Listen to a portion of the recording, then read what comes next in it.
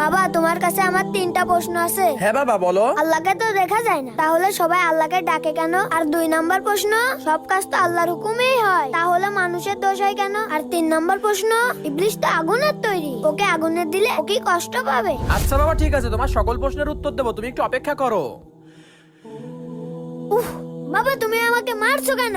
আমি যে তোমাকে মাটির টুকরো দিয়ে মারলাম, তোমার কি ব্যথা লেগেছে? হ্যাঁ অবশ্যই লেগেছে। কিন্তু ব্যথা তো দেখা যায় না। ব্যথা তো অনুভব করা যায়। ওই তো, আল্লাহকেও দেখা যায় না, আল্লাহকেও অনুভব করা যায়, কারণ তিনি হলেন নূর। আর এটাই হলো তোমার 1 নাম্বার প্রশ্নের উত্তর। আর আল্লাহর হুকুমে সবকিছু হয়, এটা ঠিক আছে, কিন্তু আমি তোমাকে মারলাম, তাহলে তুমি কেন আমার সাথে তর্ক করছো? এটা হলো তোমার 2 নাম্বার প্রশ্নের উত্তর। আর 3 নাম্বার প্রশ্নের উত্তর হলো, তুমি তো মাটির তৈরি, আমি যখন তোমাকে মাটি দিয়ে মারলাম, তুমি তো ঠিকই ব্যথা অনুভব করলে। ঠিক এভাবে মাটি যেমন মাটিকে ব্যথা দেয়, কিয়ামতের দিন আগুন আগুনকে ব্যথা দিবে। ঠিক আছে বাবা, আমি বুঝতে পেরেছি। মাশাআল্লাহ, আল্লাহ তাআলা আমাদের সকলকে সঠিক বুঝ দান করুন। আমিন।